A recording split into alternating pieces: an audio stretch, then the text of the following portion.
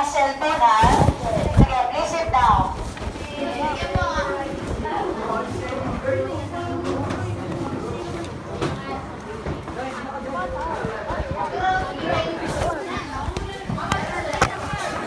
Oh, wala mo ng notebook na hawak at kahit na anong answer sheet ha. Makinig mo na dito.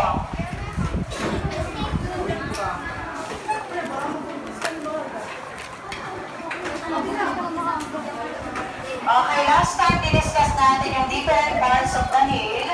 So this one naman is about the nail structure. Kapag pag-uusapan si nail structure, dalawang part nito yung kailangan natin maintindihan. So yung una, the parts beneath the nail. Ibig sabihin, yung nasa ilalim ng ating nail bed. Yung nasa pinakaloob nito. Pangalawa, surrounding the nail o yung nasa paligid ng ating pinakakuko. So sa nail structure, iisa-isahin natin yung mga terms para mas madali nyo maintindihan kung ano ba yung mga tinutukoy nating structure. O sige, makinig muna dito. Wala mo nang magsusulat kasi na-drawing nyo na naman yan. Inuulit ko, wala nang magsusulat, makinig muna. Okay, dito sa nail structure, okay, ito yung pinaka-diagram natin. Sige, kung hindi nyo makita dyan, dito na lang para maisa-isa natin yung itsura niya. So, structures beneath the nail. When we say beneath, ibig sabihin nasa ilalim o nasa loob. Sa loob ng nails natin, isa-isahin natin yung pinaka-structure. So, una, itong part na to, ito yung part na beneath, ito naman yung part na nandito sa surrounding the nail. So, isa-isahin natin. So, let's start with the nail bed. So, pag sinabi, nako, ano naman, nag-exhale na.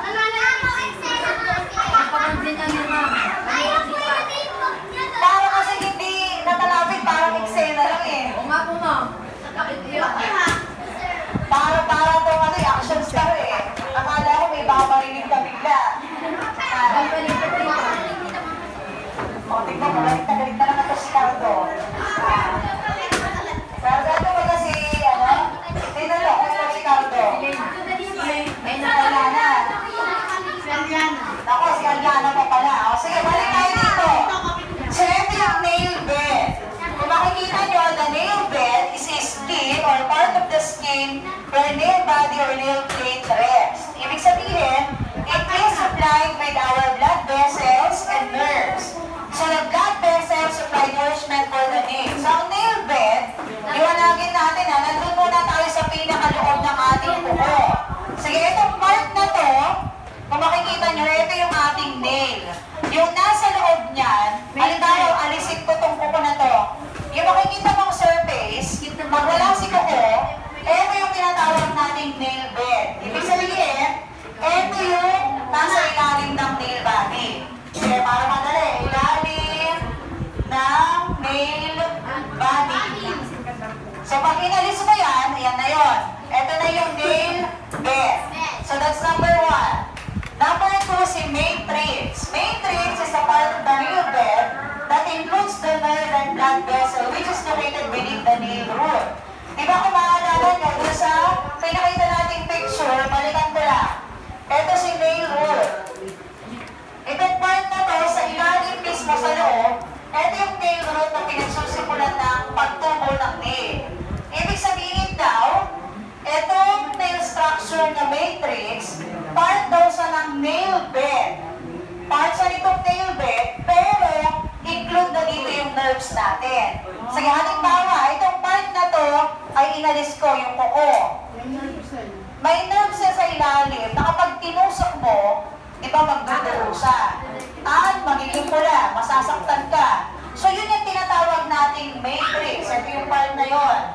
Na kung saan, ayun yung parang may mga may itsura ng bilog-bilog na maligay. Kasi ang nire-represent niyan is our nerves sa loob ng ating kuko. Pero syempre, yung ating matrix, ano rin daw yung nagpo-produce ng cell that can generate and harden the nail which may continue to grow in healthy condition at it receives nutrients. So, nagre-receive po ng nutrients ay si matrix.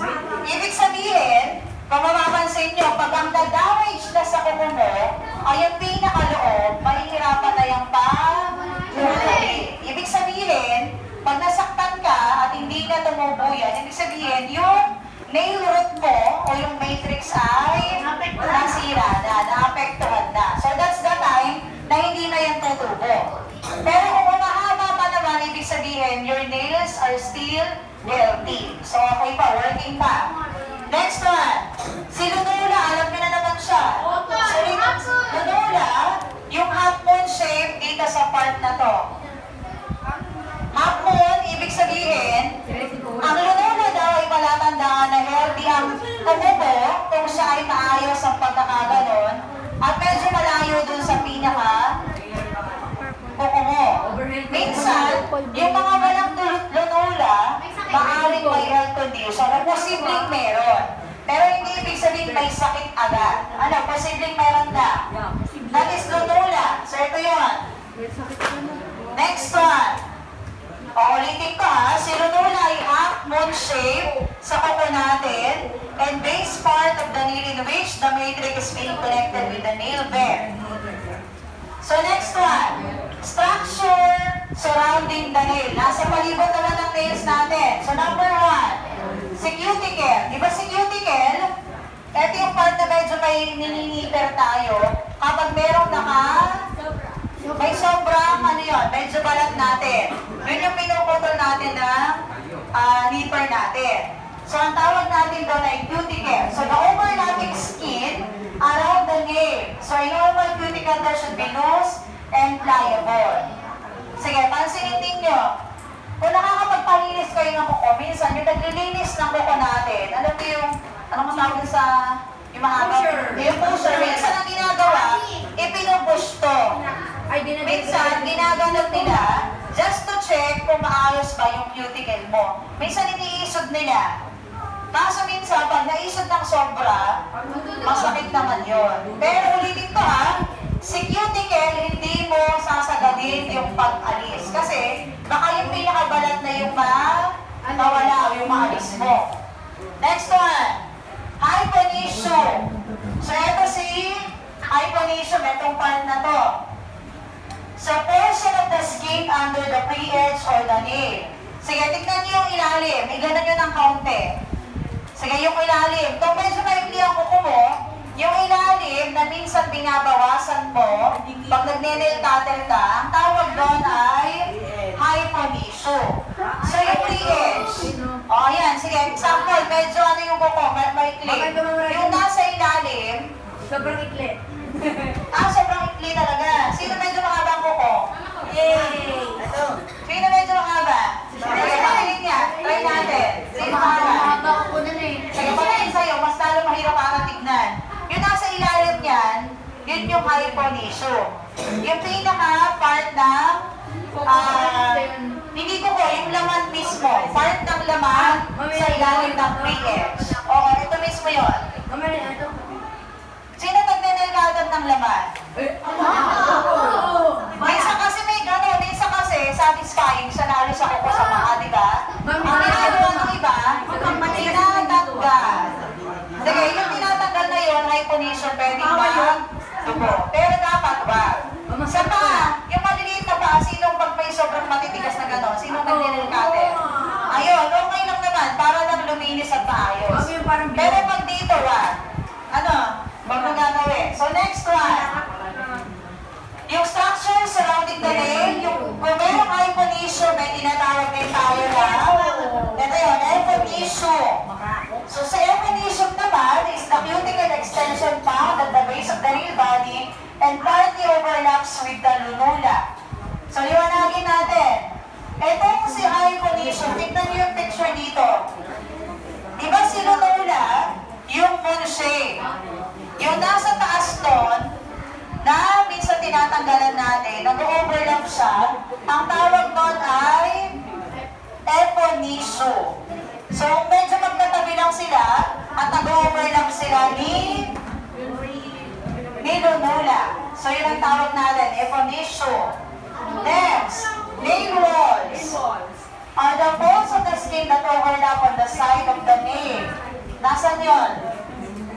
Ang nail walls Ito. Sige, tignan niyo yung gilid ng, yung side. Mamaya dito. Yung side, ito, nasa side na to, na hindi naman natin tinatanggal yung skin. Ang tawag natin doon, kaya magilid. That is nail walls. Ulitin ko, nail walls, yung side ng ating mga, di ba minsan meron dyan ang sabi, pag gawang ko mo, maraming skin o maraming part na nakaangat, alam niyo yung medyo masasakit dito na may nakaangat? Ito, sample natin. Kapay side na wala. Wala naman, wala. Hindi may nakaangat. Ay, no. Tingin. Wala din, wala. Sino may nakaangat na skin? Hinihiray mo sa Pag hinila mo ang sakit. Sino may gano'n? Dati ako. Yung dito sa side, pag may hinila ka na masakit. Tingin yan na ito. Ito ba nga? Ito. Alin dyan? Ayan, ito. Yan yung mga yan. Oh, yan yung mga balat na pag hinila mo masakit. So, tawag na sa side na yon ay nail walls. So, ito, nail walls na nasa side na tayo. Oh, next one. Nail grooves. Si nail grooves naman are the slits or top of the skin found in the side of the nail where the nail moves as it grows. Ito si nail grooves. Oh, pansinin nyo, dito sa part na to, di ba ang tawag natin dyan ay, ano tawag doon yung pag mahaba? Nail. Okay, di ba may pre-edge tayo? Pero si nail groove naman, etong side na to, si nail groove, habang lumalaki daw humahaba yung daliri natin, eto naman yung part of the skin na nakikita natin sa side ng nail kung saan nag-move yung ating buko. So, yung halimbawa, pag mahaba ang buko mo, yung nasa gilid, ang tawag natin doon ay nail groove. Sige, paano yun? Paano yung makita? Sige, sampulan natin. Naka? Ano pa ba ganon? Mami, ano ba yung parang... Ano pa ba sa gilid? Mami, ano ba yung ganun ko? Sakit sa may narinig. Mami, ano yung magandang putol na? Kasi minsan meron naiipit. Opo, ma'am. Yun sino may ganun na? Yun naiipit, tapos naka-flat na siya, hindi na siya mahaba. Sino meron ng hindi mahaba ang daliri? Ayaw ko. Kasi naka-flat na o naipit na. Sino? Meron ba?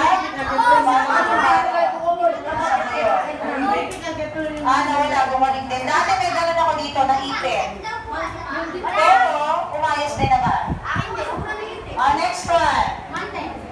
So, si mantle naman is the deep fold of the skin where the nail growth is embedded. So, ulitin ko Ito si mantle. Deep fold of the skin where the nail root is embedded. Simple lang si mantle. Yung nasa ilalim mismo ng kuko natin. Ito kuko, yung pinagkakabitan niya, ang tawag doon is mantle. Pero nasa taas na part na pinagkakabitan. That is mantle. Ulitin ko, isa-isa. Sige, ganito ang gawin natin. Sige, para hindi malito. Sige, in this picture,